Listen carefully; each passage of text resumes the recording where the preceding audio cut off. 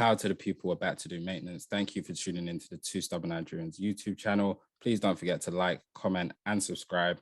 Enjoy the video. I Want You by Marvin Gaye. Album came out March 16th, 1976. It is 11 songs, 37 minutes long, and 58 seconds. We'll throw that in there. So damn near 38 minutes. Iconic album by Marvin Gaye, as I mentioned. Why did I choose this album for this week? Knowing that we were going to discuss, the Rolling Stone Top 200, as we just did, I thought it makes sense. Let's do a singer. Let's do an iconic singer. And on top of that, to start off this year, as I've been listening to sort of music, one of the first albums I listened to, well, not one of the first albums I listened to, the first album I listened to on the first working day of the year. It's on Tuesday. Okay. I listened to Marvin Gaye's What's Going On, legendary album, seminal. What's Going On, one of the albums I have on my vinyl wall, just absolutely legendary album by Marvin Gaye. And so when I saw this list come out, I knew we were going to talk about this, and I listened to that album. I said, let me do an album by Marvin Gaye, who's a legend, who we both know, we both respect his artistry, that I hadn't listened to before. Had you listened to this album before? I hadn't listened to the whole album, no. No, but I'd heard some songs of it. I think similar to you. And so I was like, yeah, fuck it, let's do it. And again, love the album cover.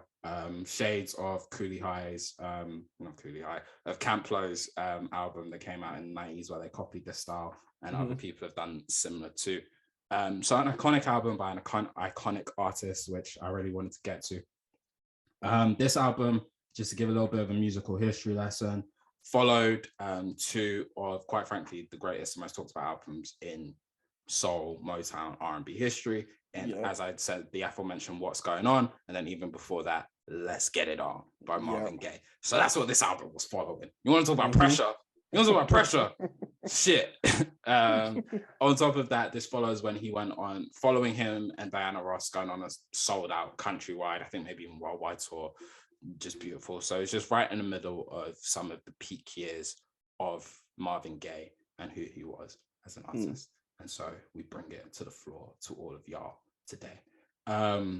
What instantly strikes me about this album, the first things that gets me, is I forgot, or no, not forget, I didn't realize how many of the influential samples I know of Marvin Gaye came from this album. Yeah. So instantly, I Want You starts, the intro track, and I know you would have just had a fit, just like, oh my god, are these the drums from the Heart Part 5? I was like, every single time that I played, I was like, let me go listen to Heart Part 5. Like I forgot that that's where Kendrick got those drums from. So like I was like, oh, it's a beautiful feeling. I Want to Be Where You Are. If you peep the Chris Brown, Excuse Me Miss on there. Beautiful. And then Soon I'll Be Loving You, that Hove used for the sample on American Dreaming off American Gangster. Beautiful. And I'm sure there's more, but those are the ones that instantly stuck out to me. I think it speaks to the legacy of this album that it has already. So that's one of the first things I just wanted to pull out there and make sure that we gave it to the people, make sure that was noted on the docket. But so to kick it to you, man, get us started off. What are your overall thoughts having listened to this album? What were the themes that came out for you that stood out in listening to this album? And take it away as you so usually do. This is a Lover Boy album, man. It is a Lover Boy album. Every single, top to bottom. Marvin Gaye was trying to tell you, hey, yo, grab that girl that you're eyeing up, grab that man that you're eyeing up, yo, whoever you're eyeing up, yo, just shower them with all your love, man. Shower them with all your love. This is a beautiful album. I would love, and I was tempted to, when I'm really ready to start taking this podcast serious and take it to the next level, I'm going to start doing research that aligns with this. I would love to see the baby boom that was caused by these three albums. Because I'm sure there was one. I can't imagine that there wasn't, especially given the fact that every auntie that I know has this album in their house. I'm sure there must have been some sort of baby boom around this album. But that being said, this album is beautiful, man. It's beautiful. At the end of the day, like Marvin Gaye, we're here for one thing, that's Marvin Gaye singing, and he does it beautifully, top to bottom throughout this album.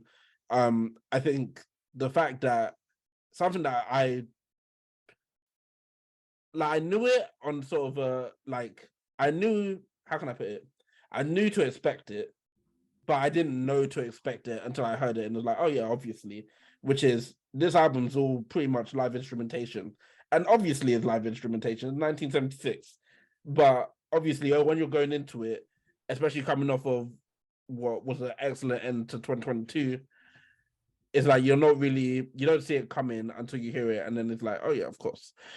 But I think everything worked together to just create a beautiful, beautiful album. A beautiful album where Marvin Gaye is talking about love for 38 minutes and just loving on people for 38 minutes. And there's nothing more that you need, honestly, especially when you have the voice of Marvin Gaye. Even the instrumentals just went on to like further just push that same type of vibe. It's that he found his vibe in song 1 and he holds it throughout the whole album. And I love it. I love it. Yeah, man, I'm gonna get to that. But I think you're underplaying that, but I'm gonna get to that. First of all, really smooth listen, like really easy 38-minute listen. And I think the instrumentals, there's about 3 instrumentals where you got after the dance instrumental, I Want You intro jam 1 and I Want You intro jam 2. Like you got some easy that really help pace the album. Yeah, to really help it flow. So it's a 38-minute album. It doesn't feel that long. Like it actually feels much shorter, which is very interesting at that. The live instrumentation, the drums especially, just help give it just such a beautiful, funky feel. Like the drums on I Want You, obviously, if you haven't listened to the album, but you've listened to Kendrick Lamar, the Heart Part 5 drums, seamless, like beautiful, beautiful piece of work to like get them in there. On top of that, the drums on Soon I'll Be Loving You Again as well. Just brilliant stuff. But I think you're underplaying it a bit. It's a lover boy album. Yep. Yes. It's a horny boy album. And let me explain, because we're not at lyricism yet, but I'm going to fast forward to lyricism. Okay, so let me kick it to the wordplay and the lyricism and the songwriting of Marvin Gaye. All right? Yep. Let me talk to you about Feel All My Love Inside. First of all, what does that title mean, Raheem? He wants you to feel all the love inside your heart. Inside the heart. Inside your heart. Okay, so let me. So what did these lyrics mean from that song? I'm gonna be stroking you, in and out, up and down, all around. I love to hear you make those sounds. So what does that mean? He's stroking her hair, so that she can feel his love inside her heart, all around. Yeah. Up and down. Okay. So all around the heart. Okay. Love all around the heart. Nice attempt. Let me see how you deal with this one. So Soon I'll Be Loving You Again. The hook, not a verse. The hook. I'm gonna give you some head, baby. Giving up my life, keeping up the faith. I'm gonna give you some head, baby. I'm gonna knock you up. I'm gonna knock you right up, woman. I'm gonna give you some head, sugar. I know what to do. I'm going to give you some head. I see how you can be confused by that one. I see how you could think something else. No, this was 1976. The slang was different. He's trying to give her knowledge. He's trying to speak game to her. Get out of my podcast. Don't ever come back. Don't ever. He's trying to speak game. He's going to knock her IQ. Man said I'm going to knock her. I said, first I'm going to give you head and then I'm going to get you pregnant. What a trade-off. No, it's beautiful. It is beautiful. And it's a lover boy album. It's a horny boy album. And I remember this week, I don't know what it's been about these first 7 days of the year. There's been a lot of like music threads and shit going on on Twitter. So one of the things I saw on Twitter was Luther Vandross's Never Too Much video. Someone posted it. It was beautiful, right? Yeah. It's just an amazing song. 1,000 Kisses from You is never enough. And I just don't want to stop. Man. Oh my goodness. Maybe we have to do Luther at some point this year too, because what a song. What a fucking song. So someone posted that video and that song, and the tweet alongside it was, I really wish I was, back in that time. I could be in the dance with my sugar banana, my sweet potato, my cinnamon apple, my pumpkin spice latte, all of that. My sweet potato, I'm just saying, I wish I was back in that time where you pull up in a dancery in a suit, you know what I'm saying? With your sugar banana, with your sweet potato, with your honey pumpkin, with your pumpkin spice latte, with your beef lasagna or whatever you want to call them, right?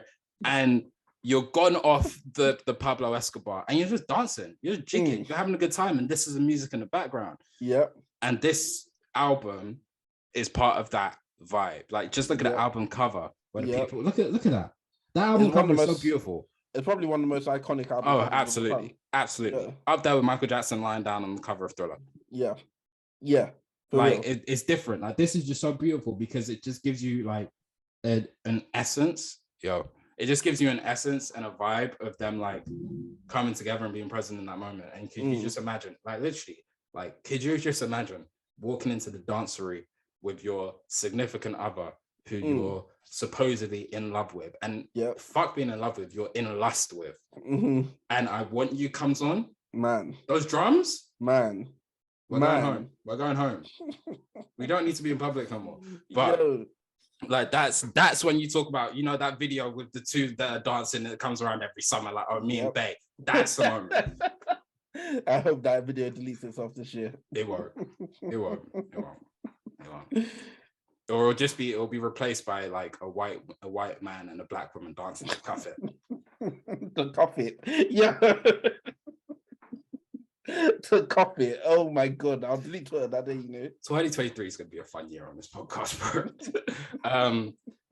But yeah, like he's not just in love, he's in horny, which there's nothing wrong with. And that's why I said in sort of my intro, like, this album portrays a sense of Black sexuality and erotic desire, which you've seen attempted to be replicated. Like, when I was listening to this album, especially when I had I Want You, and it's like, and I want you to want me too. First, and maybe it's because of the drum, maybe it's because the instrumentals, actually. The first thing that came to my mind is D'Angelo, How Does It Feel?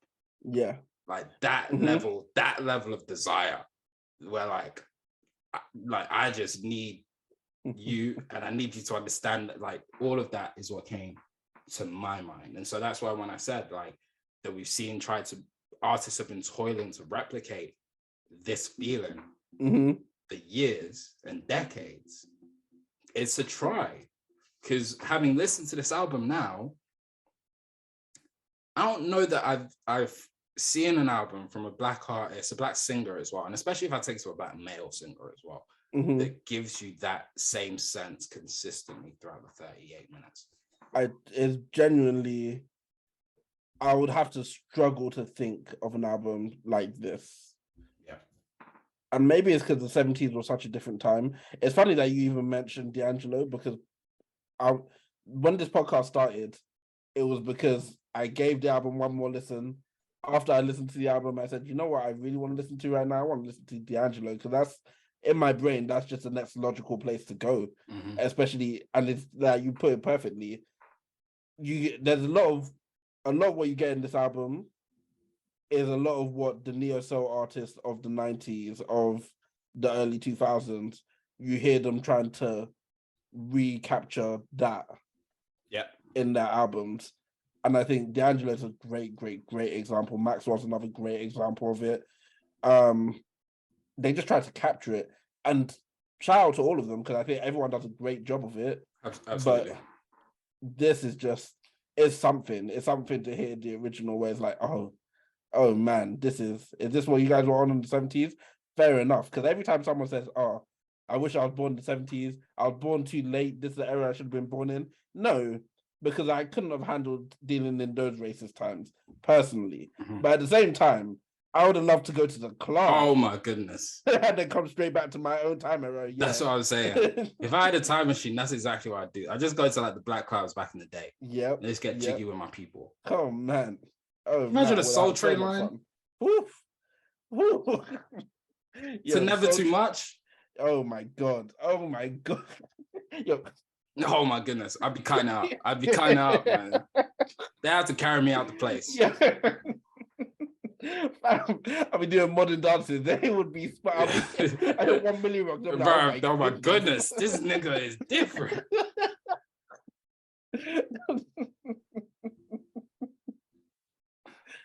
Oh man, it's a great album.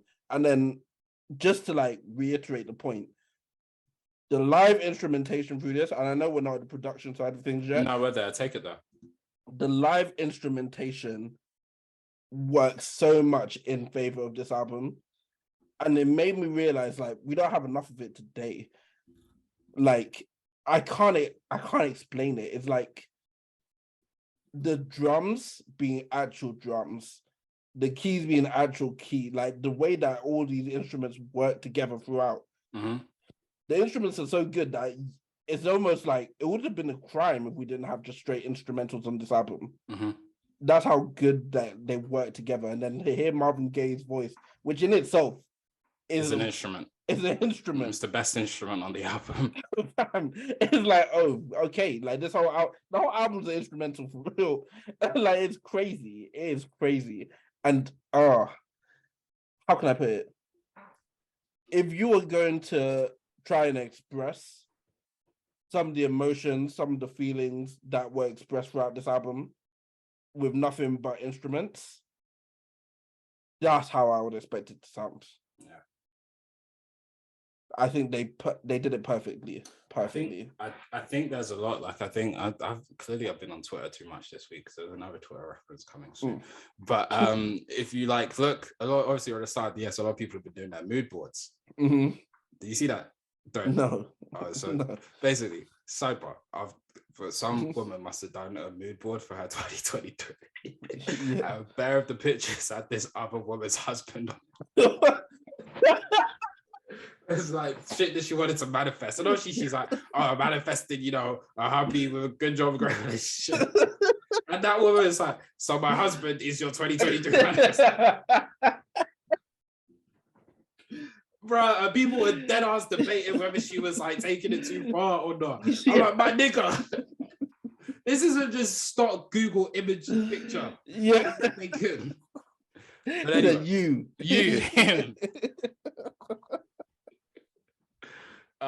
But yeah, so a lot of people are doing like their vision boards and their mood boards, and like, how a lot of people, especially in our generation, be like, I want, a black love, a black romance, or this, that, and the other. If that is you, this should be the project that soundboards that mood board.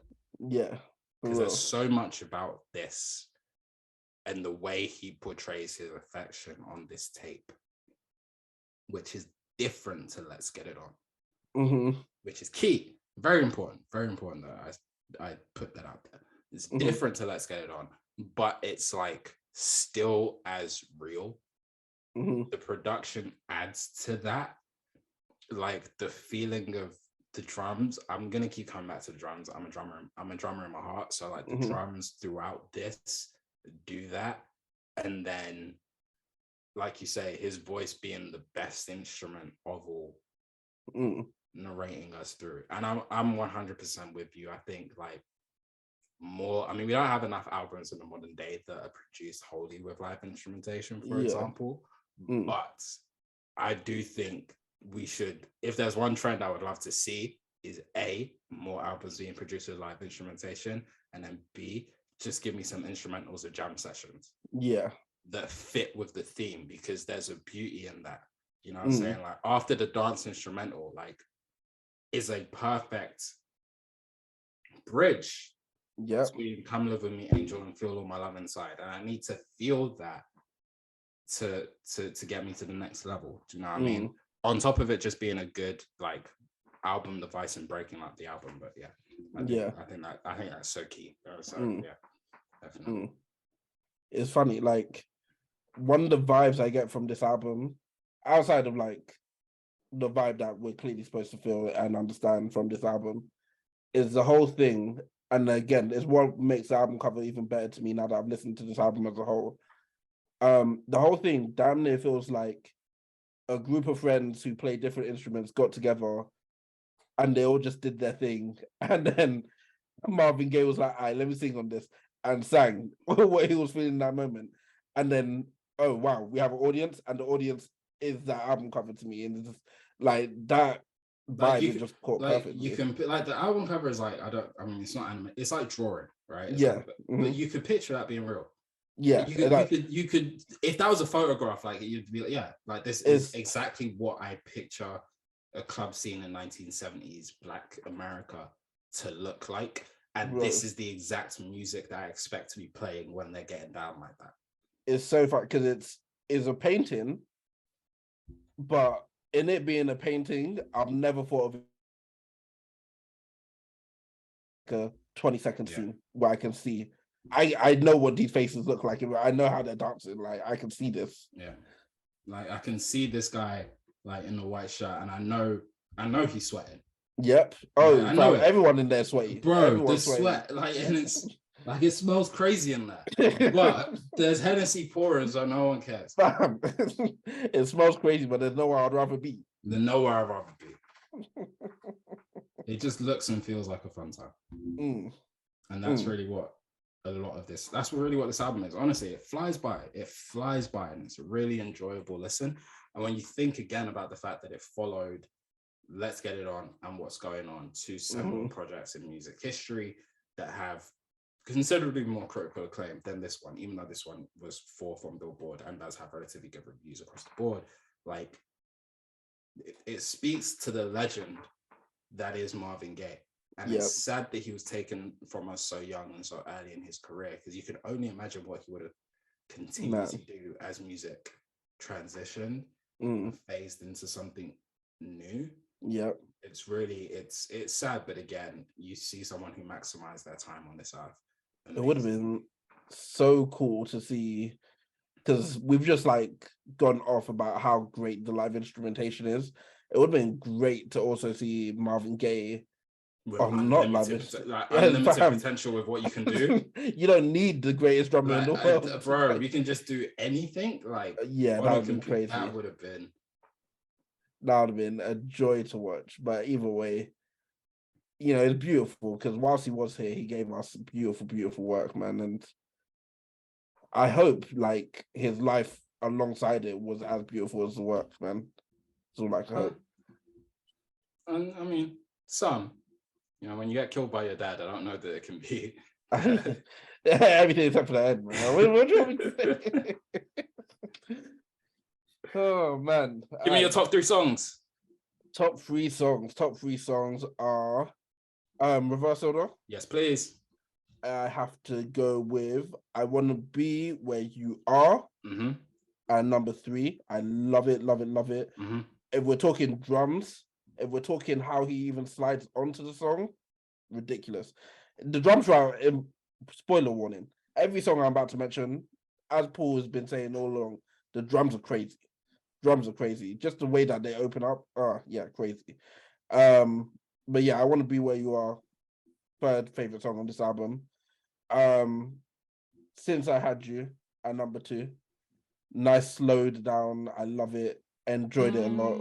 One of the songs that is one of those songs where I'm just like, man, Marvin was him. Like, I've really, really, really, really enjoyed Since I Had You. Sorry to cut you off. This nigga said, because when I look at you, my body's soaking wet. I get delirious, baby, ejaculating sweat. You're just sweating. Your voice sounds so serious, but since we're still friends, won't you give me some? Let me make love to you again. Yo, the coke was cooking. Oh, bro. That's Dirty Mackin at its finest. That's beautiful Dirty Mackin right there. Oh man, yeah, Since I Had You is number 2. I think just the tone as well that he stays in is beautiful to me. It blows my mind that someone can even do that. Like, it's one of those songs that I can't even try to sing, because I will lose my voice trying to sing this one. Since I Had You, number 2. Number 1 is the song that it's so good that they give you the jam sessions from it whenever they can. Like, I Want You is elite.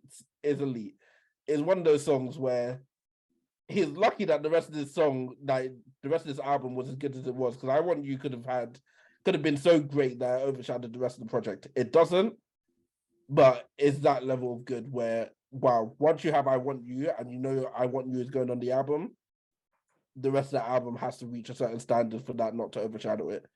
Let's go back to the days of the best song on the album being the album title too, by the way. For real. You? What's your top 3? I love that top 3 from you, man. I'm not surprised, and really good picks. It was really tough again, because it's such a smooth listen, and sometimes like I listen to this in the car, for example, and songs are just flowing, and you don't even and because of the way the jam sessions go, like sometimes you don't even realize, or you're on to the next song. That's beautiful. But from 3 to 1, 3, I've got I Want to Be Where You Are. I want to be where you are. Really good song. Really, really beautiful song. Really like just Marvin in his bag. Marvin in his bag. Drums, just beautiful. Two, I got Feel All My Love Inside. It's nasty. It's nasty. It's nasty. But it stands out, man. And there's something about it. You feel that desire. You feel that real longing that he has for this woman. I'm just reading the Rap Genius for this, but apparently it's about his mistress. Look at niggas. Look at niggas always make the best song when they're talking to the women they're cheating to. Or talking about cheating. But it's you feel that desire, and it's honest. Like I love the fact that the song begins with like, do you have another J? Like, yeah, I want the wine. Let's get naked. Like it's really how life be at times. Allegedly. That's allegedly. I don't know. How would I know? And then number one, I Want You. Yeah. The best song, album title. Because again, it should in theory, when you have an album that's a genuine body of work and not just a collection of songs, there should be at minimum one song that represents exactly what you want them to feel about the whole vibe and thing. And then from the song being called, just the simple I Want You tells you his feeling. The infectious nature of the drums, like those drums literally scream, you see a woman across the dance, and it's just, there's an emotion and a feeling and a desire that's coming through inside you that you actually can't contain, to the point where they crescendo towards the end. And then we do need the jam sessions to continue that feeling, because we haven't got all of that out of us yet. And then his voice, his instrumentation and use of his voice, it is I'm surprised that this song doesn't get talked about in the pantheon Marvin Gaye songs, like Let's Get It On, for example. I'm surprised that throughout my life I haven't heard this song mentioned in that sort of breath, because I think it's that. It is crazy, because I remember the days where I used to go to London and Milton Keynes like pretty much every weekend. And there was a time period where we would listen to Heart Radio, and Heart Radio would also always have these days where they'll play the throwbacks, and they'll play a lot of Marvin Gaye. They never played I Want You though, which is funny to me, especially given how great a song this is. Like, one thing that I didn't mention that I should have mentioned, the horns on this. Oh my goodness. Listen, I'll leave it right there. The horns, say no more. Say no, that's all I need. That's all I need. And then you give him, I want to use number one, man. I'm not sure this is your favorite song off this album. I'm sure you're not sure this is my favorite song off this album. Not at all. And it should be. Again, it should be. There's a reason it was the album. There's a reason it was the title song. And the reason it came on number one. And it just sets up the album perfectly to take you through the rest of the next 38 minutes, which again, I can't stress this enough. Such a smooth listen. Like, I listened to it when I was driving, I listened to it when I was cooking and cleaning, doing my soft life. I listened to it when I was at work, and in all of those different phases, like, it just flew by, and it was so easy to listen and take in, but you were still like, it was so infectious, it was so good. Are we ready to take it to the scales? I think it's time to take it to the scales, man. Go ahead, big man. Okay, the Two Stubborn Nigerians album rankings go as such. I hate I ever listened to this. Won't be listened to again. Whole lot of mid. Might stay in rotation for about a week. Pretty damn good. Serious project. And either me and or Paul can give it our 50% stamp of approval. In the case that we both give it our 50% stamp of approval, the album becomes 100% Two Stubborn Nigerians approved. I had a tough time with where I was going to rank this one, because I think it was tough for me. It was just generally tough for me. I was torn between two levels. I think where I'm going to land on this one, given what it meant moving forward and how long it's meant what it's meant moving forward, and what the album cover is, and the fact that I think this is a Hall of Fame album, so I think it's only right that I give it my 50% stamp of approval. I was in the exact same boat. I was really torn between giving it my stamp or calling it a very serious project, and I think I talked myself into giving it a stamp of approval today. As I was talking through it, I just realized like there's so much that I absolutely love about this album, and there's so much importance that I place on this album and what it's done. Well, I can now see that now that I've listened to it, I can now see that it's done in music that I don't think it can't. I think it can't not be. An album that I stamp. And then also like even as I was listening to it this week, like I said, I started off this week, one of the first albums I listened to was What's Going On by Marvin Gaye, which for many years has been one of my favorite albums in music that I've ever listened to. And then this was the first time I listened to this album in full. I felt no drop off. I felt no drop off between the two. And that's saying something, especially because of the high regard that I place on What's Going On. And so it's like, okay, if that's the case, and I truly don't feel there's a drop off, then yeah, this is stamped. So yeah, it has my stamp of approval too, which means the first album of 2023 that we review is 100% stamped. Long may it continue. Man. Damn. Wow. Off to a hot start. Hopefully there's more of these albums that we can enjoy and give our stamps to. Rest in peace to the legend that is Marvin Gaye.